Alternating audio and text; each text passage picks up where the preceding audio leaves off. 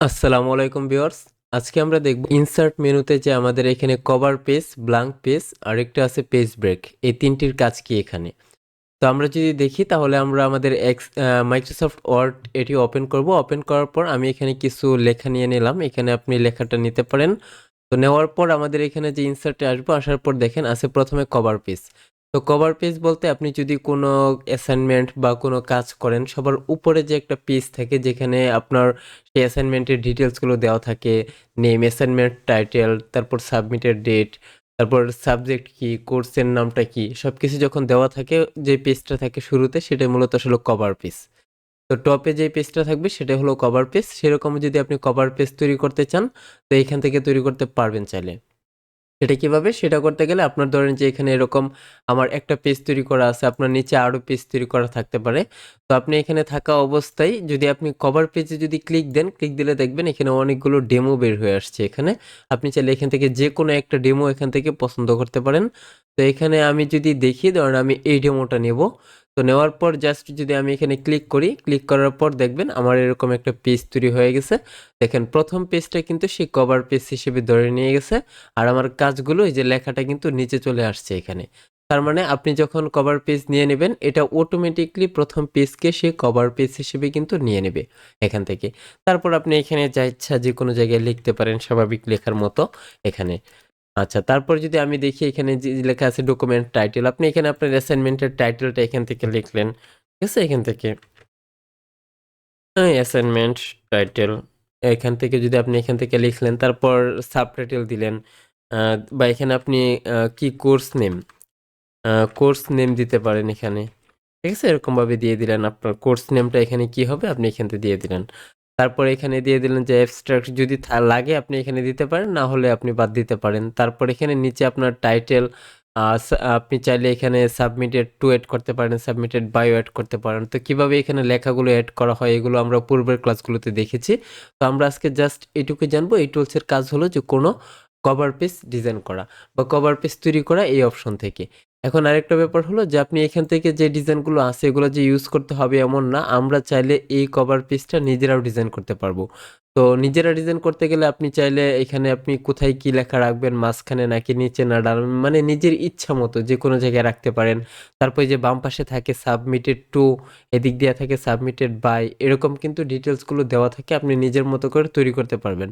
যদি আপনি দেখতে চান তাহলে আপনার আমাদের চ্যানেলে যে মাইক্রোসফট ওয়ার্ডের যে ফুল কোর্সটা আছে আপনি চাইলে দেখতে পারেন। যদি সেইগুলো টুলসগুলো জানা থাকে তাহলে আপনি অবশ্যই ডিজাইনটা করতে পারবেন। সেখানে শেপ ইউজ করতে পারবেন, পিকচার ইউজ করতে পারবেন, লেখাগুলো ইউজ করতে পারবেন, এগুলোকে সুন্দরভাবে সাজাতে পারবেন, কালার দিতে পারবেন, যে কোনো ডিজাইন তৈরি করতে পারবেন। তো কভার পেজটা আমরা এই জায়গা থেকে মূলত ইউজ করি না, সচরাচর নিজেদের মতো করে ডিজাইন করাটাই আমরা বেটার মনে করি বা নিজেরাই ডিজাইন করে থাকি। এখানে খুব ভালো ডিজাইন আছে এরকম না বিষয়টা। তো আমরা এখান থেকে দেওয়ার পর যেহেতু আমার কভার পেজটা প্রয়োজন নাই আর লাগতেছে না, আমরা এখান থেকে গিয়ে কি করব, রিমুভ কারেন্ট কভার পেজ, এটা রিমুভ করে দেব। দেখবেন আমার কভার পেজটা চলে গেছে। এখন যদি আপনি চান যে আপনি এখানে উপরে একটা নতুন পেজ নেবেন, নতুন পেজ নেবেন যেটাকে আপনি কভার পেজ হিসেবে তৈরি করবেন। যেহেতু আপনি কভার পেজটা উপরে তৈরি করবেন, মানে কি এই এই পেজটার উপরের পেজে, মানে কি প্রথম পেজে, তো সেই ক্ষেত্রে এই লেখার উপরে আপনি কার্সরটা রাখা অবস্থায় আপনি যে ব্ল্যাঙ্ক পেজ যে আছে, এই ব্ল্যাঙ্ক পেজে যদি ক্লিক করেন দেখবেন আপনার এখানে একটা ব্ল্যাঙ্ক পেজ তৈরি হয়ে গেছে। কোথায় হয়েছে? এই লেখার উপরে তৈরি হয়েছে। উপরে তৈরি হওয়ার কারণ হলো আপনি এই লেখার শুরুতে এই যে কার্সরটা রেখেছিলেন যেটা জাম্প করতেছে। আপনি যদি এটাকে যদি আপনি নিচে রেখে এটা লাস্টে রেখে যদি আপনি যদি ব্ল্যাঙ্ক পেজে ক্লিক করতেন, তাহলে এটার নিচে একটা কি ব্ল্যাঙ্ক পেজ তৈরি হয়ে যেত, খালি পেজ তৈরি হয়ে যেত। তো ব্ল্যাঙ্ক পেজের কাজই হলো কি ফাঁকা পেজ তৈরি করা। ঠিক আছে? এটাই। তো আমি যদি এক কাজ করি যে আমি চাচ্ছি যে এই লেখার মাঝখানে এসে রেখে ব্ল্যাঙ্ক পেজে ক্লিক করব, তাহলে দেখেন কি হয়? এটা এই যে এই লেখার উপরে একটা কি ব্ল্যাঙ্ক পেজ নিয়ে নিছে, আর কি এই যে এই লেখার নিচে, তার মানে কি ২ টা লেখার মাঝখানে কিন্তু সে ব্ল্যাঙ্ক পেজটা নিয়ে নিছে। তো ব্ল্যাঙ্ক পেজের কাজটা হলো যে আপনার কি ফাঁকা পেজ নেওয়া, ফাঁকা খালি পেজ নেওয়া আরকি। সেটা শুরুতেও নিতে পারেন, মাঝখানেও নিতে পারেন, লাস্টেও নিতে পারেন। তো আমাদের ব্ল্যাঙ্ক পেজের কাজ হলো এইটুকুই। এরপর যদি আমরা দেখি এখানে আমাদের যে কাজটা আছে সেটা হলো পেজ ব্রেক। তো পেজ ব্রেকের কাজটাও ব্ল্যাঙ্ক পেজের মতো অনেকটা, তবে সেম না। যেমন ধরেন অনেক সময় থাকে না যে আপনি কোনো অ্যাসাইনমেন্ট তৈরি করছেন, সেখানে শুরুতে থাকে কিন্তু অ্যাবস্ট্রাক্ট অথবা আপনার থাকে ইন্ট্রোডাকশন। তো এরকম ইন্ট্রোডাকশনটা থাকে, এরকম শর্ত থাকে বা নিয়ম থাকে, ইন্ট্রোডাকশনটা কিন্তু এক পেজে থাকা লাগে। ঠিক আছে, একটা পেজে থাকতে হয়। তারপর কি অন্য পেজ থেকে লেখা শুরু হয়। তো এরকম যদি আমি যদি চাচ্ছি যে যে প্রথম যে প্যারাটা আছে এখানে এটা এই পেজে থাকুক, কিন্তু এরপরে যে প্যারাগুলো আছে এগুলো অন্য পেজে চলে যাক। তার মানে কি, এই যে যে প্রথমটা ইন্ট্রোডাকশন আছে, প্রথম প্যারাটা, এই প্রথম প্যারা আর এই পরের প্যারার মাঝখানে একটা ব্রেক তৈরি করব আমরা। তাহলে কি, সেটা আপনি যে এটা লাস্টেও রাখতে পারেন কার্সরটা, অথবা লরেমের আগে রাখতে পারেন। এক কথায় এই দুইটার মাঝখানে রাখতে হবে।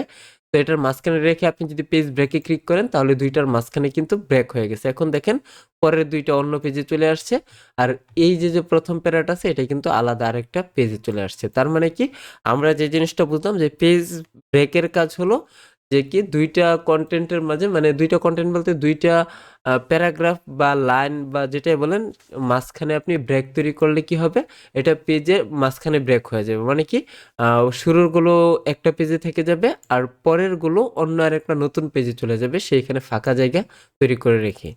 তো এই ছিল মূলত কভার পেজ, ব্ল্যাঙ্ক পেজ আর পেজ ব্রেকের কাজ। এটা হয়তো খুব বেশি একটা লাগবে না এগুলো, তারপরে আপনার জেনে রাখা ভালো, এটা অনেক সময় আপনার কাজে লাগতে পারে। তো আজকে এই পর্যন্তই, সকলে ভালো থাকবেন, সুস্থ থাকবেন, আল্লাহ হাফেজ।